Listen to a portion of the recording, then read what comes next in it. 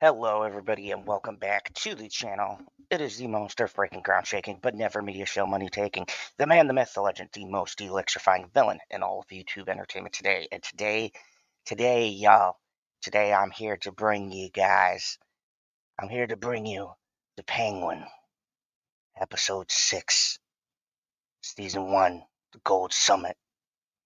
There was negotiations, there was talk, there was betrayals, and it doesn't look good for our boy Oz.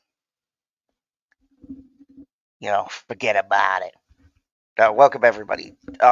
Last week I did not cover episode 5. I just got busy. What's up, Aaron? You must be excited for the next Penguin breakdown. So I'm just gonna cover episode 5 really quick because I didn't get a chance to cover it last week.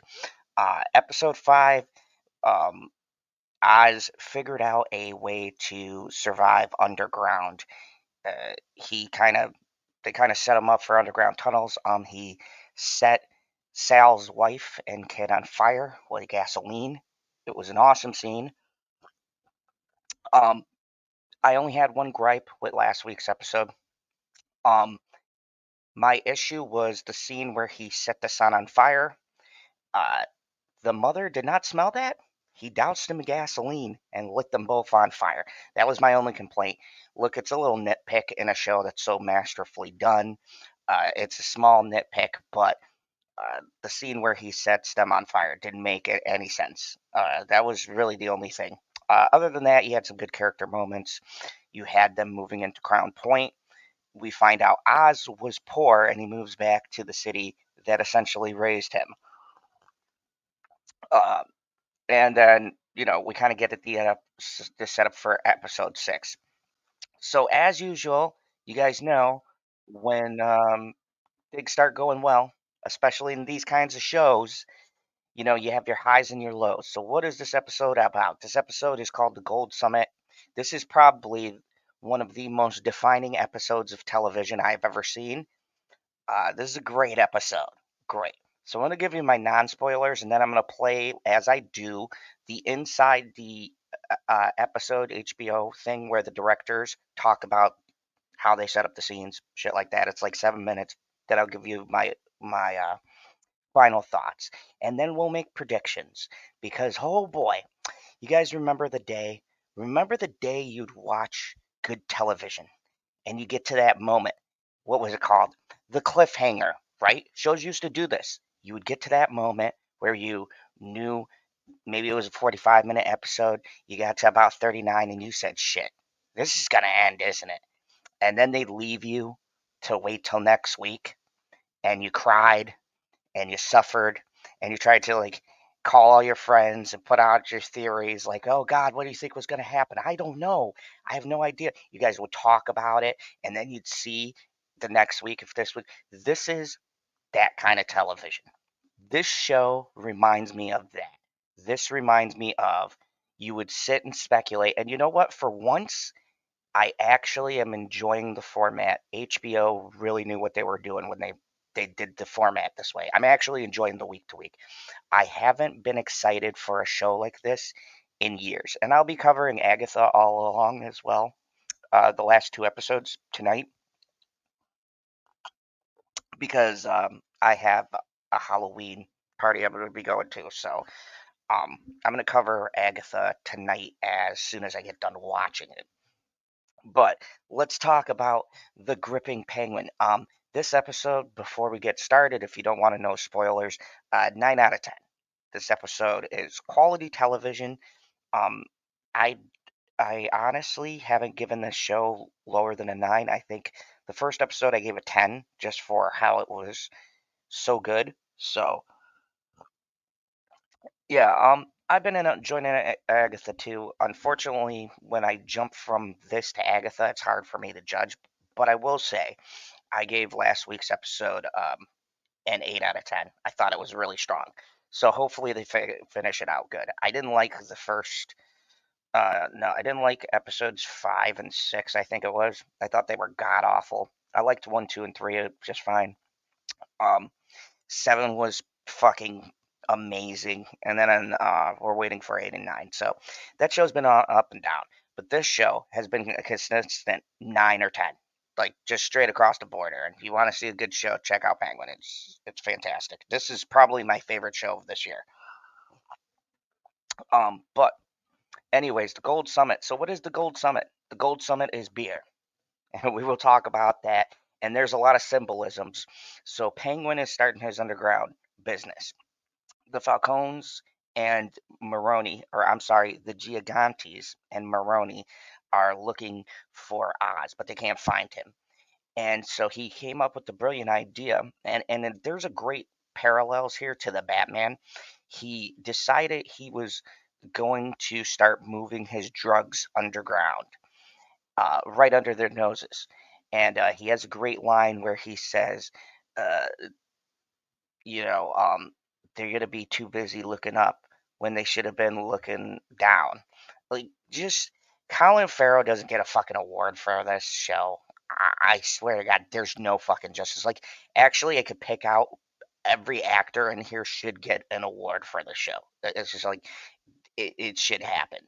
The acting in this is so strong. I've never seen a show that's carried so heavily by its dialogue that when the action happens, it's like a treat. And I'll get to a scene later on. But this show is just fucking good, guys. I don't know what to tell you. This is just well crafted television. This reminds me of every week waiting for the new episode of The Sopranos. And, something would happen and I'd be like, fuck. And I have to, like, wait. And I talk with my friends for 2 weeks. Like, this is good television. This is one of the best shows probably out. So we're going to check out an inside of the episode because I like these because you get to see what the directors were thinking when they made particular scenes. And I like the fact that everything I hear from these directors is smart. Now, if you guys followed me for Game of Thrones, especially towards the end, D&D statements got really fucking stupid and kind of annoying. But the directors on this show know what the fuck they're doing. I talked about this last week with the hairdresser who was explaining every one of Sophie's suits and hairstyles matched her mood, and it was very important. And they let the makeup artist, do what they wanted to do, basically within the parameters of the scene. And I think the passion for this show just fucking shows. It just shows every scene, the fucking makeup guy. All right, the makeup guy is putting in fucking work. So I'm going to show you guys the next inside the episode, and we're going to take a look at these fucking creative geniuses. We're going to, because I want to definitely give these people their flowers. All right, these guys they're just they're just fucking they're just wizards. I don't even know how to describe it to you guys, but they know what they're doing. So let's check this out. Like I said, I don't watch these until I watch them with you guys. Like, I got my Prime account. I could watch this ahead of time. I will be showing the promo for next week, uh, but I watch the inside the episode with you guys because I like to be surprised by the intelligent answers that I get from these guys. So let's watch these creative geniuses as they talk about how they set up probably one of the best episodes of the season so far. Come episode 6, Sal and Sophia team up to align the powers that they have to get Oz. It's unthinkable. The man that she was raised to believe is their number one enemy. He's so warm to her, and ironic. So first off, as I said, I'm going to pause this so that I can comment on some of this stuff. I love, and once again, this is what I'm talking about with acting. The acting with Christina Milioti and Clancy Brown is so fucking good. And like they said, this is a great dynamic because Clancy Brown, if you guys forgot in the last episode, his wife and son was lit on fire. And now they almost have this him and Sophia almost have this mother or father daughter relationship. And, it's crazy the amount of good acting in this show. Like, this scene was probably one of the most powerful scenes where he's talking about how his son used to like yogurt. and he could, and the culinary style he took of his wife, who was from India or some Indian culture or something, at the risk of alienating his own house because he's an Italian gangster. And I just love it. Like, some of the stuff couldn't work, but the acting here just fucking sells how good these people are at acting. And Clancy Brown, she just gets better with age. Fatherly. You want this chopped? Sure. I always thought of it as a father making a grilled cheese for his daughter late at night. When he finds out what happened to Nadia and Taj, his world falls apart. Sophia comes in and kind of rescues him from that pit of despair and gives him purpose again. The only thing he wants to do is kill that guy. It's a great strategic tactic. It puts Oz on his back foot. They're circling back near where Oz grew up in Crown Point. It's a good place to hide because sadly, no one in the city seems to care about Crown Point. And this is so great. Okay, I want to explain something to everybody watching. I love that you could talk about, and this is very prevalent, especially in this episode, you can talk about political things without having to be an asshole about it. This show is very much about the class divide between the rich and the poor, between the people who have stuff and the people who don't. And a lot of people are resonated with Penguin, and they like his character. You can do things that make statements about these commentary that people love. Wow, all you have to be is a good writer. It's so fucking crazy, right? It's like, it amazes me. They get it. They get it. I fucking love this show. Let's continue. Sorry. Sometimes I like seeing myself a bit on a bigger screen. No, you're right. Oz is so despicable. You kind of given up hope of having any sympathy for him. And then you see him with his mom, and you see him so delicately and gently pull her out of the water. Here was an opportunity to really get to the crux of what their relationship was about. I need you to help me. You gotta help me die. She has to tell him that she realizes what's going on. Okay, I just want to give a shout out to Deirdre O'Connell. Dude, the scene with him and his mom this week was fucking heartbreaking. I'm not gonna lie. The way she played this, a villain might have had some tears. It was one of the saddest scenes. The saddest part about this is that I had a family member who went through dementia. They say in the show it's kind of like dementia, but it's not really the same thing. And it's fucking tough, man. It's heartbreaking. This actress is so fucking good, and like the dialogue in the middle of this show honestly breaks your heart. And this is like, it doesn't matter who Colin Farrell is interacting with. The acting here is so fucking strong, so strong. But especially between him and his mother. And that line, I'm not gonna lie, y'all, almost broke me. Almost broke me there. My God. Say you'll do it. You mean it. Because you love me. All right. I'll do it. The helplessness of that for anyone, but for a woman like that, it's just horrifying.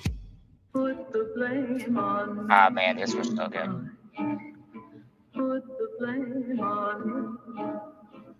The reprise of the music is something that Matt came up with. They both want to go back to an earlier part of their lives, and obviously they can't. The close-ups keeps you out of the realm of reality. It kind of keeps you in the world of fantasy, even though there's the reality of his dirty fingers that you constantly see, which is, I think, a really great detail. I just want to put an emphasis on that. So when I said everybody gives a shit, so, and this is what I love when they're explaining stuff, because this is stuff that I've picked up on the show as well, and it's the little things, especially with the camera guys and stuff. I think that's so brilliant how there was a lot of close-ups in this episode, and I never even thought about that. But yeah, contrasting him trying to make her up, trying to give her something better, but his fingers being dirty and things like that. The balance between good and evil, essentially. And dude, just the way, like last week, this dude set 2 people on fire, and yet I heard this week people are back on Oz's side, and that's some good writing, because this scene, especially showing his mother and her deteriorating condition, it's some heartbreaking shit, man. It is so sad.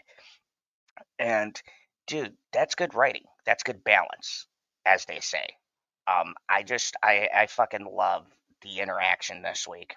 And if I pause it a little bit in between these, you guys know YouTube. I have to pause and talk a little bit, or the algorithm will get angry.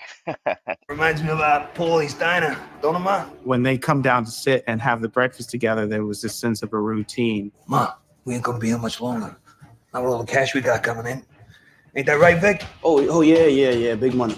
The writing of the scene, that was purposeful to kind of lull us into a sense of calm, like, are we watching a family discussion?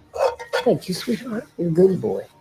Victor feels very connected to Oz and very connected to Frank. This was so great too. Man, I'm telling you now, I hope nothing happens to Vic, man. Vic's a good kid, but Vic's kind of lost his innocence in this one. We'll get to that. But I also like too how they address the fact that sometimes uh, to get people out of the delusion they're in, you see him play along with it, and him and Penguin get into a huge fight, and Penguin just kind of smacks her out of it. And I could see both senses of what they're saying, because there is 2 different trains of thoughts when dealing with somebody who does suffer from dementia.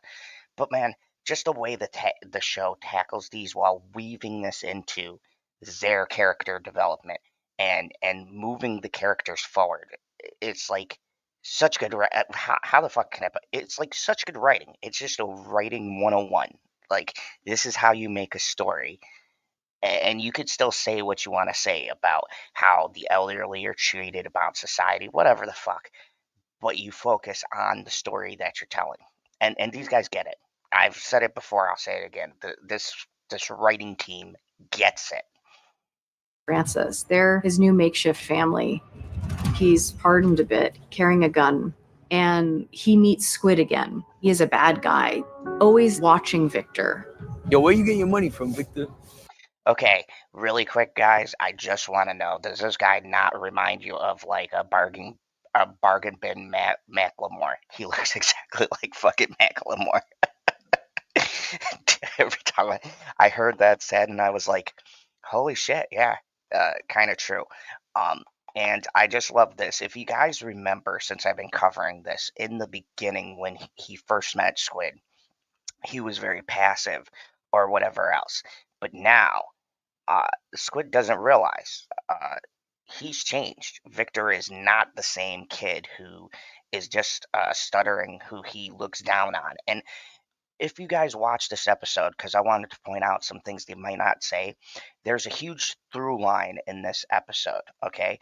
And the big through line for the episode is people that look down on other people. You're gonna, oh, excuse me, you're gonna deal with City Hall, who looks down on the poor people. You have the Gigantes and Maroney, who looks down on Oz. And now you have Squid and Victor, and he looks down on him. And and this is good writing, and this is why when people ask me about my gripes with Agatha and things like that, okay, I'm not being picky here, but this is good writing. This right here, you can pick out the theme, but you don't have someone go up to you, well, look at me. I'm above you. I own you. I'm over you. It's not that kind of writing. And now for the past fucking 5 years, I've dealt with the shittiest writing ever, where it's like they treat you guys like you're idiots. And I've talked about this before. I hate writing that treats me like I'm 2 years old and they got to spell out the scene for me. And that's the thing I think I appreciate the most about the show. If you want to know more, that's why I play the inside the episode. they'll tell you, okay, this was our idea, but they don't fucking treat you like you're 2 years old when you're watching the show. The parallels are there, but you got to pick it out, or you could just pick out whatever you want from the episode if you don't want to go that route. It's just a nifty gangster story. That is good writing. That is intelligent writing. That's high quality, like Breaking Bad, um, Goodfellas, that kind of writing. That's what it is. When you don't treat your audience like a fucking idiot, and I appreciate that. And so I know I got off on a tangent. So this is now showing Victor taking back ownership of he works for Penguin. He is powerful, and this guy is just treating him like he's still a nobody. He brings up Francis. He brings up knowing that he saw this older woman. He could end up harming Francis. He can end up harming the operation, end up telling Sal and Sophia where they are. And Victor cannot let that happen. When Victor tries to go to Oz, Oz is not available emotionally. So Victor knows he has to take care of the squid problem by himself. Where your people at? That scene, it's not covered so much in close-ups. It's a little bit wider because you kind of want to see the relationship between the two. But the thing was, when does Vic turn to the dark side? He gets to that situation and it's not going the way he planned at all. Very quickly, he has to make a very big decision, and it's a huge turning point. There's really no going. And I just want to highlight, if you guys didn't see the episode, definitely check this out, because the thing that I liked about this episode in particular, and Victor having to essentially take care of a guy, this is the first guy he's had to take care of on his own. If you watch the show and you watch that moment, this to me is the most brutal scene. And I know that sounds weird based on everything that's happened in the show, but there's something so brutal when they show the aftermath of what Victor did. They linger on like the blood and shit, and I think that's intentional. You are supposed to see, this is it. He's come through. Like, his kill for me was the most violent because you hear and you see like all this blood pour down. And I want to say, maybe they'll explain that. I don't think they will, but to me, that felt like showing like him embracing this darker side. Like, he's in it. Like, you know what I mean? He's committed his first act of violence. He's no longer like, he killed some people with a car, but he was saving Oz. You know what I mean? That was just kind of like a byproduct of trying to get them out of there. You could hand wave that away. But this episode, that particular scene, no, he knew what he was doing. He made his choice. He had a conscious decision, and you see him trying to give him money, saying, let's work this out or whatever. And when he felt he couldn't do that, he went the other way. That's what I'm talking about. This is only 8 episodes. I feel like I've been watching a fucking movie every week. It's like every week. It's not even an episode. It's like cinematic television is the best way I could describe this show. Back now. He's taking the life of someone that he's known for years and years and years since he was a child. I'm sorry. And he sees him dying in front of him. That's not an easy thing to process at all. And then Victor goes to Oz. There's a really beautiful, lovely, quiet moment between them. You've done the right thing. Protected those you care about. I think it's a really beautiful scene. Oz sort of softens up and is there for him because he knows that Victor needs that. That actually, I think, is one of our darker moments. It gets easier. This scene was so fucking powerful. I can't tell you, like, and this is the kind of scene, and this is the beautiful thing about what they do with Penguin, right? One minute you'll see this guy burn people alive, but then he like embraces him. And there's even a couple of scenes in the beginning that they didn't go over because, like I said, they don't go over everything like I won't. But there's a scene where he talks about how once again he's like, you and me, Victor, they're gonna talk about us. They're gonna talk about us. They're gonna remember our names, and they're gonna say them for years to come. Like, I just like Man, Colin Farrell, just dude, who knew? Like, I think this might be his career-defining role. I honestly do. I love The Lobster and everything else, and don't get me wrong, he's a great actor. But there's some roles an actor takes, and you go, that's it. That's that's the role. This is the fucking role. This is the role.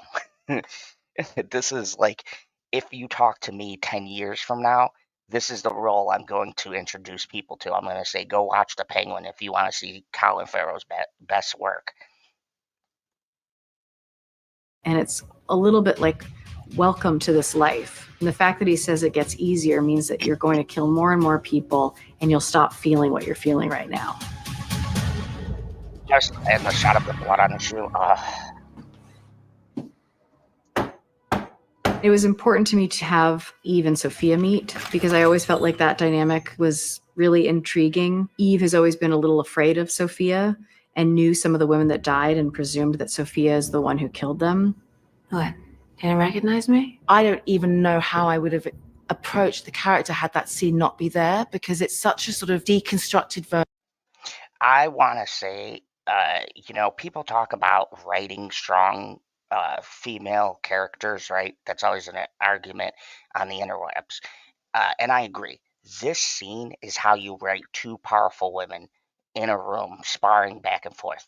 This to me is one of the tensest scenes in the show. And it's crazy that people can't write like this because it's so simple. Well, it's not really simple, but you guys get what I mean. So this is the best dialogue between two characters so far, I'd say, in the entirety of the show. Version that you get to see of her, that suddenly everything else has context. Sophia feels so free at this point that I think she looks at Eve with judgment in terms of like, how sad for you that you still have to perform, that you still have to pretend to be this thing. It was a very long scene, 5 pages, and we really wanted to make it as dynamic as possible. So we used the space as best we could, and we kept it moving, and we gave Kristen a reason to move, which kind of worked with the dialogue and with what she wanted to do in the scene. Dressing like this. Is it for you or your client? Like, just the back and forth. And I love, too, they say there's a thing in acting where you keep your actors moving because it keeps the audience, even if it's dialogue, still kind of tense and wondering what's going on. Of course, the gun helps, too. But just listen to their words because the back and forth on this scene is so fucking brilliant. It's like two lionesses, like, circling and each of them kind of getting in their jabs on each other. And I gotta admit, like this chick here, I didn't think she could hold her own, but boy, oh boy. Oz ever seen this version of you?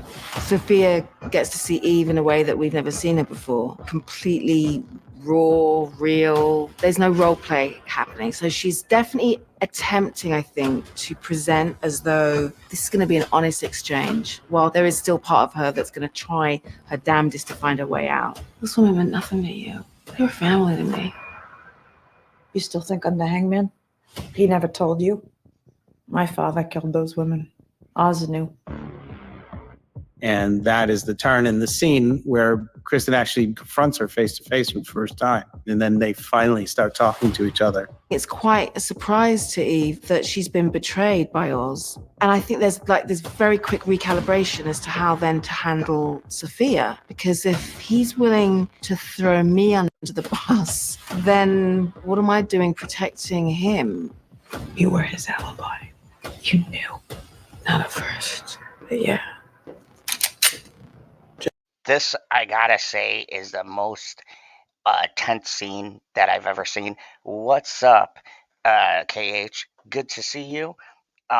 Welcome to my preview for episode 6 of The Penguin. And if you guys aren't watching this, I would highly suggest definitely watch the show. But anyways, so yeah, I loved the sparring match between these two. I especially loved the just them sitting down talking. What?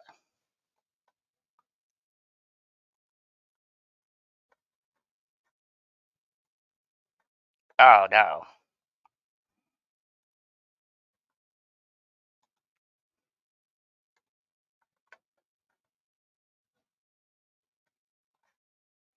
Okay, this is interesting.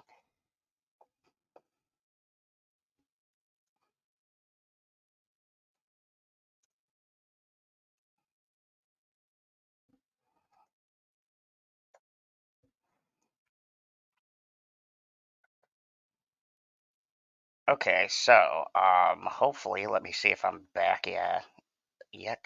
Uh,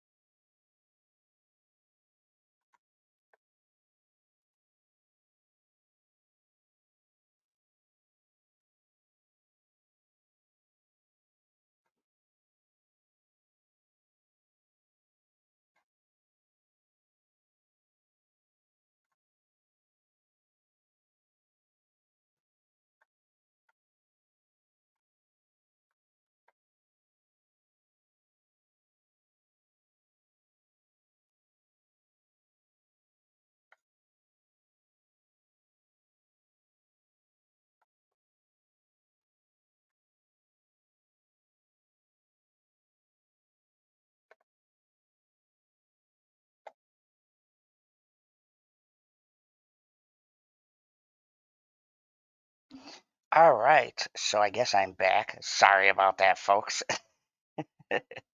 So, yeah, I guess they took down the stream for a little bit. Wow. I have done like, I don't know, a couple of these, and I have never, no, I think this is an HBO thing. They took down my stream for showing you the inside the episode.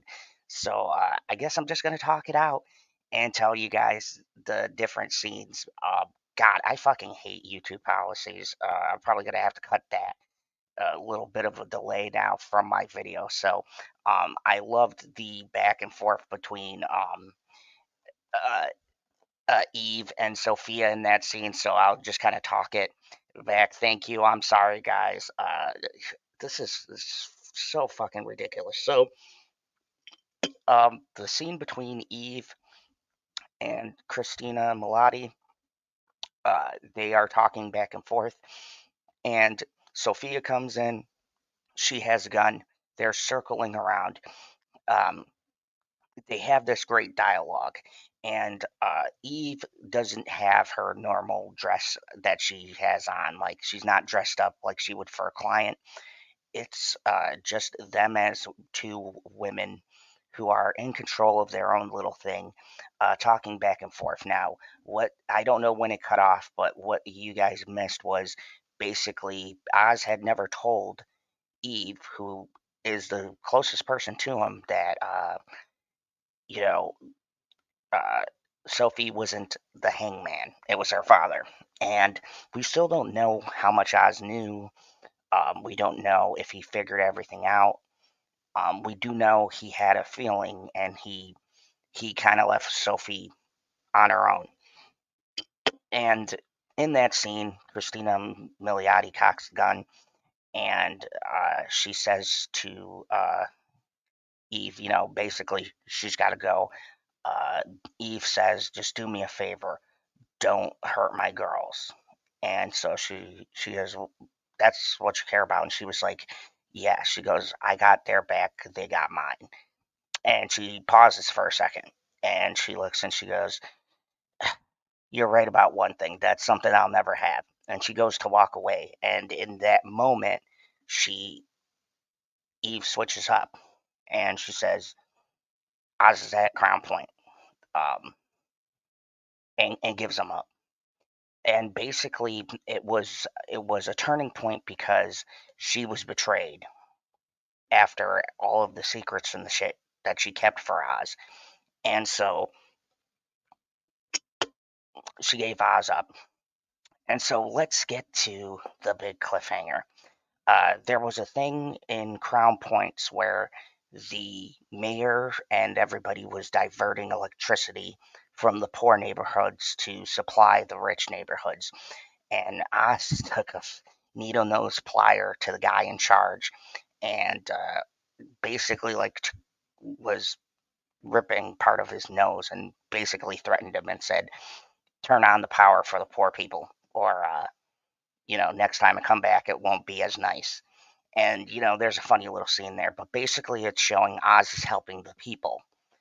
Even if he's doing it for selfish reasons, he's still coming across as this Robin Hood kind of character, where he helped to restore the power. So they restore the power, and Oz's mom and Victor are together after Victor has killed Squid. And Oz's mom is super happy, and she's like, "Let's dance, blah blah blah." The lights are on, the sound is going good, and we see that Sophia has tracked down where Oz is, and she realizes that Oz has been lying about his mother being alive. And yeah, she found him. She found where he's living at, and she's standing in the doorway. And that's kind of where they cut it. And I gotta say, folks, I have not been upset for a long time about how an episode is ending, but oh boy, she's standing there with a crowbar, and that's the end. And I was like, holy cow, shit's gonna get real. So, yeah, that was pretty much the end of the episode, and we have to wait until next week. What do I gotta say? First off, this episode for me is a 10 out of 10. This is perfect television. It doesn't get much better than that. Great stuff. Great stuff that they did here in this episode. The acting was brilliant. The cinematography was amazing. Pretty much everything they could do well in this episode, they did well. And I really have no issues with anything that they're doing so far. It's really like I'm wondering where it's gonna go, who's gonna live, who's gonna die. They're setting it up to where pretty much there are some people who have got to die. I don't know exactly, but I have this feeling that there's going to be some major deaths coming up between these last two episodes, because we've gotten to a point where they're they've set it up, especially with the end of this episode, that like there's just, and I said this last week, there's just no way you can continue this without having, some kind of major events and major shakeup. I think we haven't seen the Penguin transform into the Penguin yet. There were a lot of talks between Oz's and his mom, and Oz's mom wanting him to kill her. I'm only going to speculate now. I don't know how it's going to go, but I think he might have to come to a choice of saving Vic or saving his mom. His mom has already expressed that she wants to die. I mean, I don't know. I'm spitballing here. The writing is so good, I can't honestly tell you where any of this is going to go. But it's exciting, and especially in particular with this episode, why I give this one a perfect 10 was because not since Breaking Bad or a weekly episode of The Sopranos have I felt so much on the edge of my seat, wanting to know where the last episodes go. And we are 2 episodes away. They set up a big ass cliffhanger in episode 6 of 8. That means there's 2 episodes for shit to really go down. And my predictions are episode 7 is going to be, we're going to get some kind of big character death. And then episode 8 is going to be Oz fucking taking everybody out at this point, because it's just super crazy. I wanted to, as I always do, show the promo for the next episode. I don't know if I'm going to be able to. And this is what I mean because people have asked me about my watch alongs and things like that. It's getting now to even where it's hard to cut clips in between without YouTube pulling shit like they just did with pulling my stream down. And I've done a bunch of these, and this is the first time they've actually pulled me down live. Uh, it really pisses me off. It's just like, and I'm not sure if it's Max. I'm not sure who it is. So I'm gonna try to show the preview for next week's episode. I don't know if I'm gonna be able to, but fuck it. We're gonna try to make it work. Thank you HBO for Mac Warner Brothers. I'm pretty sure it's Warner Brothers who does this shit, or maybe it's the YouTube algorithm. I don't fucking know. But let's check out. Let me see if I can show you guys the preview for next week's episode. But fucking Warner Brothers, man. Hopefully they don't pull me down. This is only like 50 seconds. So if they pull me down for 50 seconds.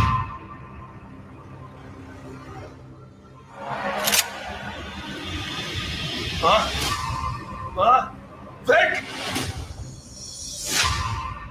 Oh yeah, like this, like I'm like, dude, this is where it's going to come to a head. I'm predicting, okay, so my predictions are as follows. You're gonna have, you're going to have your big defining moment in this episode coming up, and then the next episode after that is going to be, um, Penguin fucking annihilating everyone. That's what I predict is gonna happen, but we'll see. You're taking us to your operation. I ain't do shit till I know my man's all right. You trying to make a deal, Oz? Like, dude, after the shit he pulled with Sal, yeah, that ain't gonna fly. I could use your help with something. I want Oz to feel pain.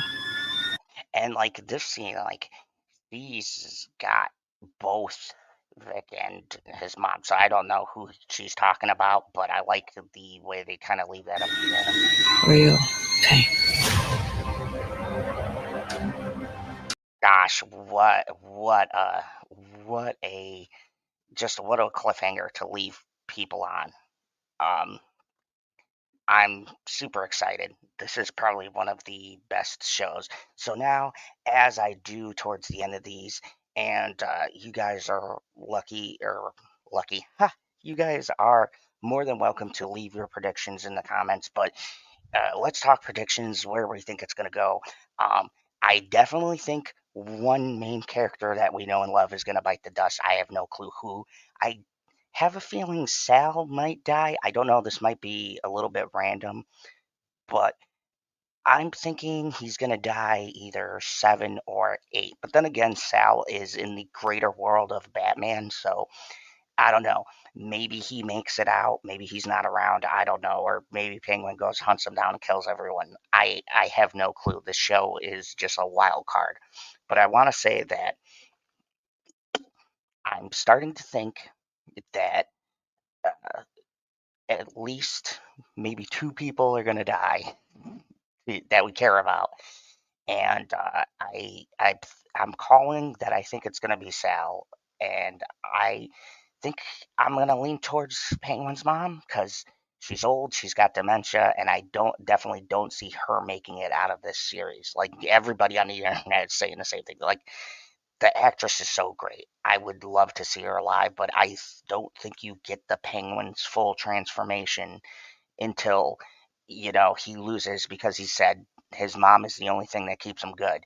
So I think you have to have that defining moment that every villain has, the transformation. And we've seen Oz do some brutal dark shit throughout the course of this series, but I really feel like we're going to see him embrace that full Penguin mantle as soon as he loses his mom. Now, I don't know how or what's going to happen, and I think this is the big twist that they threw in with both being in danger now. other people throughout. There could be a scenario where Oz has to choose between his mom or Vic, and he chooses Vic, but she kills the mom, and now he's got rift between him and Vic. I think that's possible. That could happen, and it's a very Oz thing to do because I think he'd pick his mother over anybody.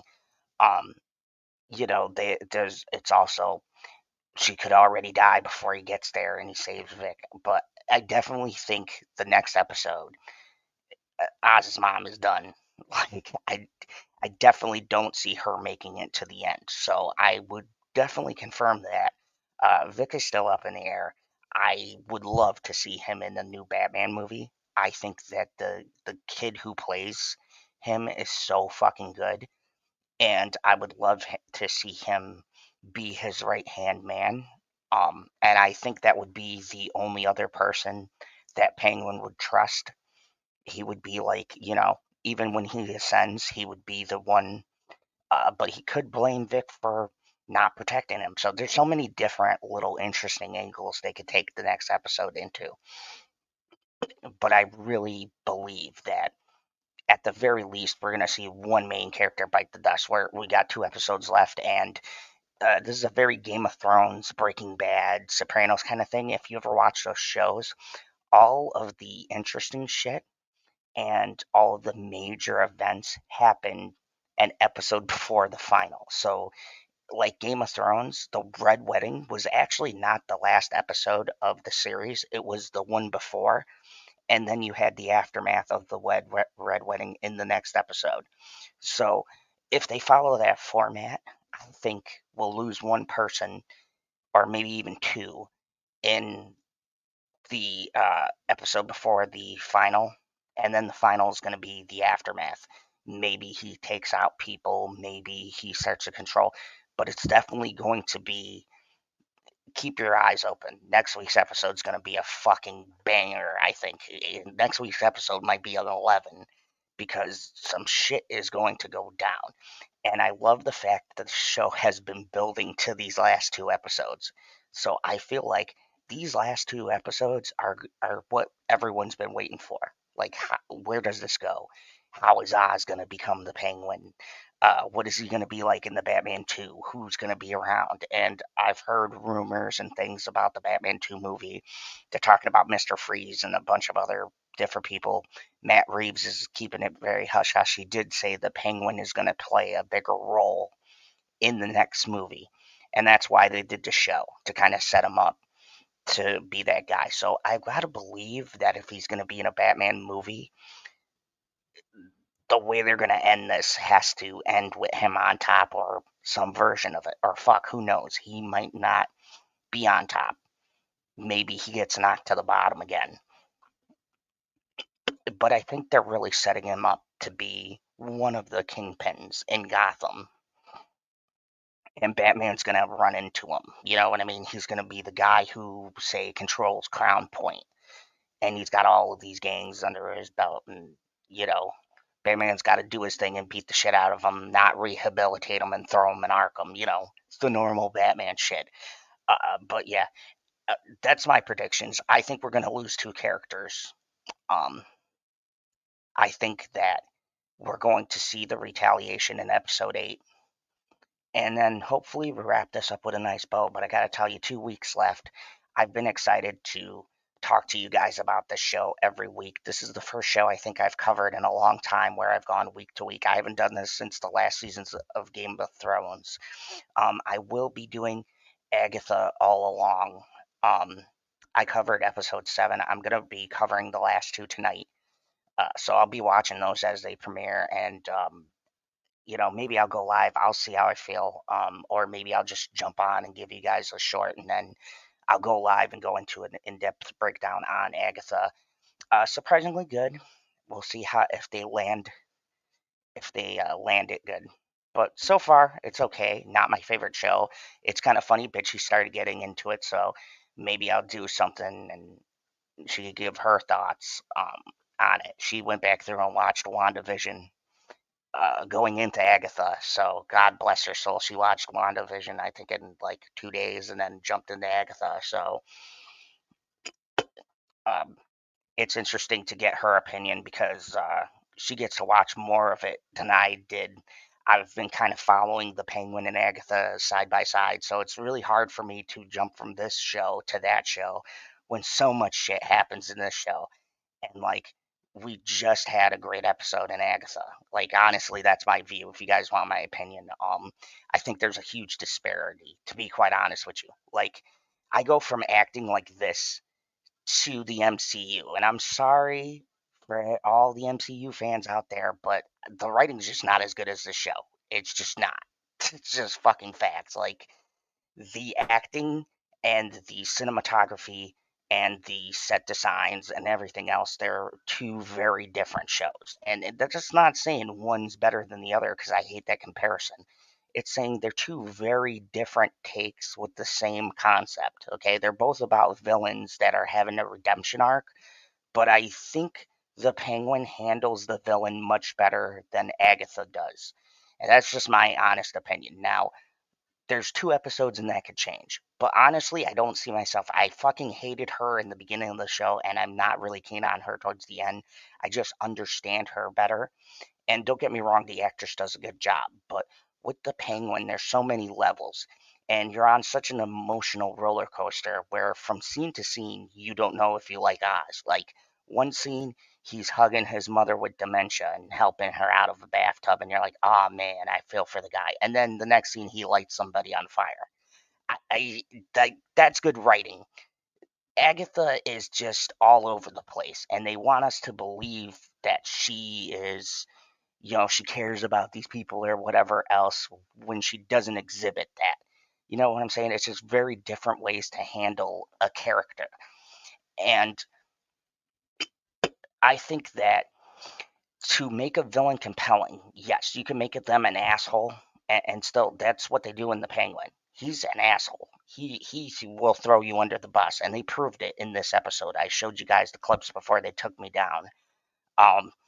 But he never loses that he's evil. You guys know what I mean? Like, in this show, the the showrunners never want you to forget that he is the villain. You are not watching a superhero. The Penguin is a bad man. He does heinous, evil shit. He has fucking killed and murdered and thrown everybody under the fucking bus, and there's only one person he cares about in this world. That's his mother. That's the only person he won't fuck over. He will throw a baby in front of him if a car is coming to save his own life. He doesn't give a shit. With Agatha, the show is written to me. Like, Marvel really wants you to like a very unlikable character. And this goes back to WandaVision.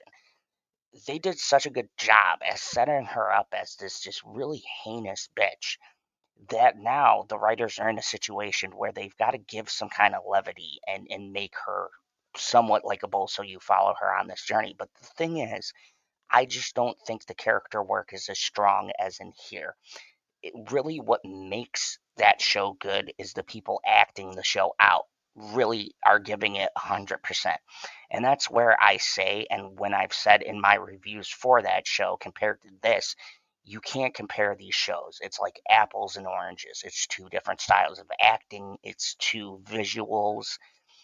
They're both visually shot well. I think Agatha is the most unique show that Disney has done besides WandaVision, but the Penguin's on a different level.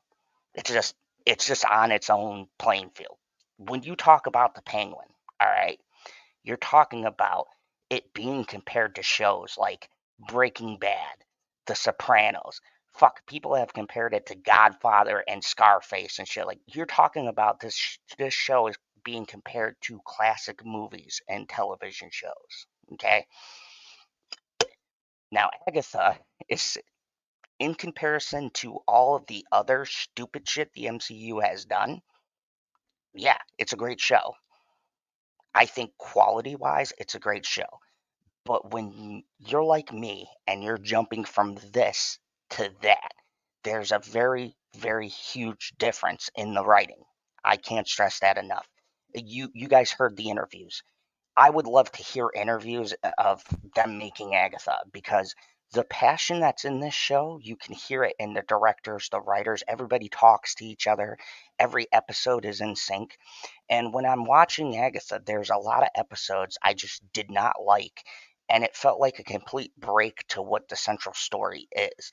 Like, I fucking hate that episode with the dancing when they're back in the 70s. I fucking hate that episode. If I rewatch the show to do a season breakdown, I'm gonna skip that episode. It fucking annoyed me to no end, right? The Penguin, I will sit down and watch every episode again, straight through, and not skip a single episode, not rewind, not fast forward, nothing. I've watched this show like twice because I watch it once with Bitchy so she can catch up with me, and I've watched it by myself so I can review it for you guys. And I love it more when I watch it a second time. And that's the real issue that I have, not just with Agatha, but with shows in general.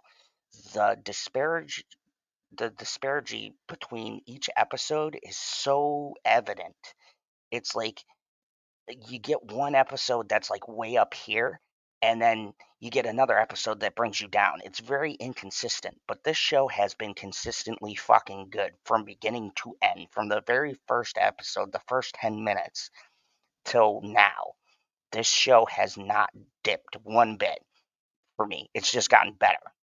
Like a television show should. Like, every episode's built upon each other. And the issue I have with Agatha is you'll have one episode that's okay, and then it'll jump to something really good, and then it'll jump back down, and then it'll jump. It's like all over the place. And that's the problem I think Marvel has right now with its writing. The writing is very inconsistent. There's no level. It doesn't feel like okay, episode 1 was okay, 2 was better, like 3 was the best. Like, it's just like this. If we were graphing this, it'd be like this, up and down, at least for me. And I've heard a lot of people like the show. I got a friend I work with fucking crazy about the show, right? And look, a lot of people like it. And if you do, that's cool. But for me, the superior show is The Penguin. Like, I never got to an episode where I was like, this one's a 5, last was a 9, you know.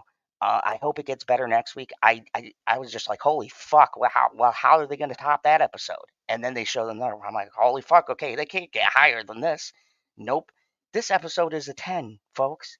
Every episode I've reviewed of The Penguin has been a 9 or a 10. And a 9 is just, last week's was probably an 8 because Bitchy pointed out to me that how come she didn't smell the gasoline before they lit the kid on fire. And I was like, well, fuck, you ruined that scene for me. But it's just the truth. What do you need, dear? Hold on a second, folks. Just going to turn off my camera for a second so the love of my life could get some makeup. Love you, honey. What do you think of Agatha so far? Just, so I think she sums it up good. She said it's getting there. Is the Joker series on Amazon only? Oh, you mean the Penguin series? It is on HBO Max. You can see it on Amazon through their account, but it's an HBO Max show. And I would suggest getting HBO Max just for watching this. I never do that, but honestly, and HBO's got some bangers right now. They just released the new M. Night Shyamalan movie, not sponsored. HBO sponsored me, so you don't fucking pull me down for a review. But yeah, they got Trap right now, which was the greatest M. Night Shyamalan comedy this year. You'll know what I mean when you see the movie. I did a short review. I might do a spoiler review on Trap. That movie is so fucking ridiculous. But if Josh Hartnett wasn't in it, that movie would suck so badly. But yeah, yeah, no problem. Definitely get HBO Max to watch this show. So, in close, look, Agatha All Along isn't a bad show, and I hate people who go on and they try to put these two shows together in like a versus kind of situation. You see a lot of streamers do that because they fucking hate Marvel and they want to prove Marvel sucks. And like, look, Agatha isn't a bad show. It's good. It's watchable. I enjoy a lot of the scenes in it. Agatha, to me, felt like it should have been a bit more mature, and it pulls back when it should be going for it. Whereas the Penguin has no filter. They don't even have to show nudity. In this show, I think maybe you got one side boob the whole time because HBO has a one side boob limit. Like, they must tell every creator, like, look, hey, if you're going to make a show, we got to see at least one side boob because we're fucking HBO, okay? There's always at least one nudity scene, okay? So if we're not going full nude, we got to see the side boob. So you see, like, one side boob, but the show's mostly there's a lot of swearing and violence. That's why it's a mature show.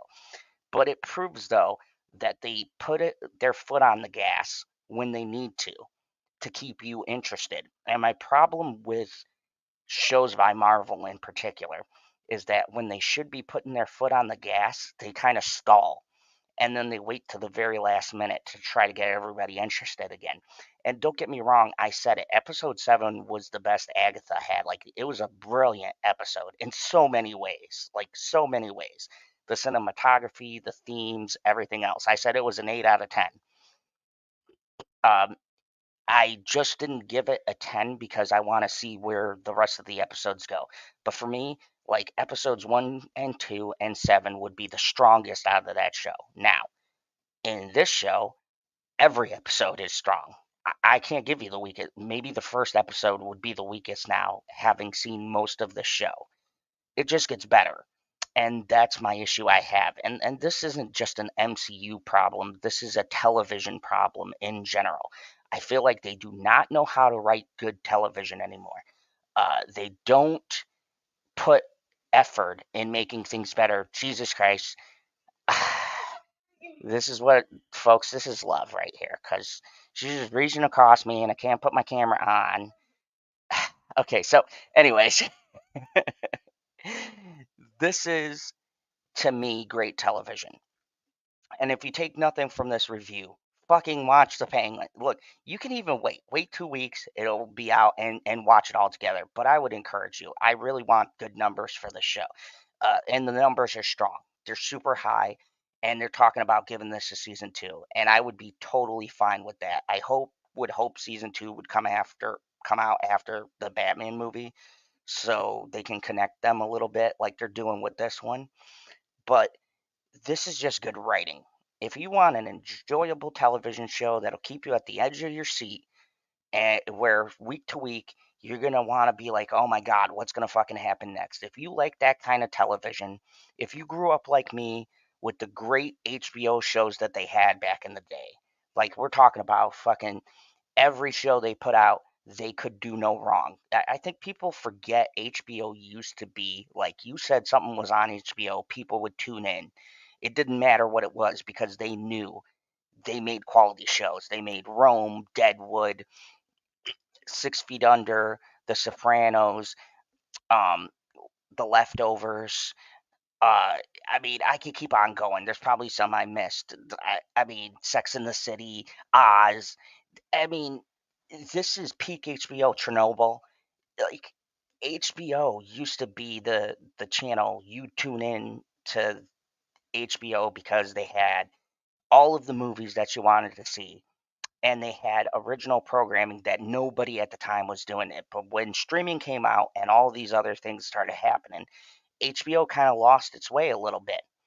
And then I don't know, they just came back swinging. They got the new Dune show coming out. They got this show. Creature Commandos is coming out soon. Peacemaker. Like, they're just knocking it out of the park now. They're like back on their stride. This is a good time to be an HBO subscriber. Look, I'll tell you what. If Netflix didn't have the shit it had, honestly, I would have Max and Prime over Netflix just because of the quality that HBO is producing these days. I don't know what happened. I know people get on David Zaslav, but dude, since he took over, the quality control has gone way up. They are not putting out shitty stuff anymore. They are really taking their time and putting out fantastic programming. And I think they're becoming real players. They're, it used to be Netflix was, trumping them, and then Amazon sneaks in there one or two good shows. But now HBO is back. Like, Dude, they got like 4 or 5 good shows releasing this year and then 2 or 3 more next year or the beginning of next year. They got a really strong slate. So, not sponsored, but I'm just saying, HBO, come on, hook your boy up. Give me some review copies. I will do your shows justice. But anyways, thank you everybody for watching. I really appreciate it.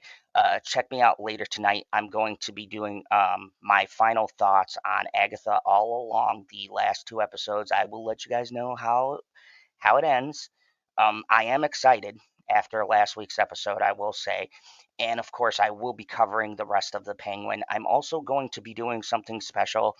Um, Maybe tomorrow I'm going to put out a quick little list of my top picks for Halloween for you guys to watch. My top 10 Halloween movie choices. These are my own personal movie choices that I've had over the years. They're must watch, at least for me.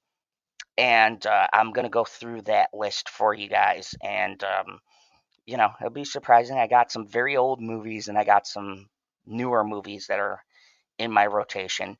So, yeah, and also, too, I've got 2 big projects coming up. So, The Last of Us Season 2 is premiering, and I'm going to do a full breakdown of The Last of Us Part 2 game.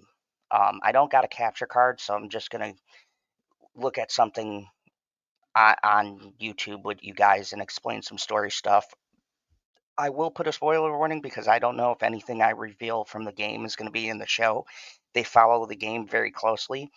I'm going to tell you what I hope they do, because if you guys don't know the story for part 2, there's going to be a lot of disappointed people for season 2. I will tell you that much. The game does something very controversial, and I'm going to talk about all of the controversy behind The Last of Us Part 2's game and why I think the show should change some things from the game, because it pissed off a lot of the gaming community. People to this day, to this very day, are very split down the middle about the game. Either you really fucking love it or you really hate it. So I'm going to give you guys my view of what they should do to change it. And for the first time ever, I'm also going to do a video game review on Redacted, which I started playing, and I'm only going to do a review on that one game because nobody's talking about it, and it's a really good game. So I'm just going to do a short little breakdown on that. But The Last of Us Season 2, I'm going to talk about what I hope they put into the show and what I kind of want them to fix, change, or remove, because that story is very rough. It's a 25-hour game. I am replaying it, and I have to take breaks because I warn you right now, guys, if you think season 1 you didn't get enough clickers or whatever, and you know, and you thought that ending was heartbreaking, oh my God, let me tell you, The Last of Us Part 2 is an exercise in keeping your sanity, because it is so fucking brutal that even gamers have a hard time getting through the game. And I'm really curious how they're going to tone that down in the show. Ellie kills fucking dogs. I don't know how they're going to show that. A pregnant woman dies. I don't know if they're going to put that in the show. There's a lot of fucking brutal shit. And Ellie, like, brutally murders a very pregnant woman in the game. And when I tell you, like, it's bad, okay, I'm not someone who shies away from gore, blood, or controversy. You guys know me if you've been on this channel. But let me tell you guys, I had a rough time, and it's harder with a video game because they make you play the scene. And I'm also going to talk about the most controversial character ever created in a franchise, and that is Abby. We're going to break down why a lot of people don't like uh, the character and stuff like that. But don't worry, I put in spoilers just in case they're going to show it in the show, because I don't want to spoil anything for anybody. But I think it's really important to get people's expectations in line, because Neil Druckmann said they're going to stick to the game as close as they can. And I think people should prepare themselves, because I was not prepared when the game came out. I avoided all the spoilers. And I literally put the game down for a couple of days when I found out what they did in the first 3 hours of the game.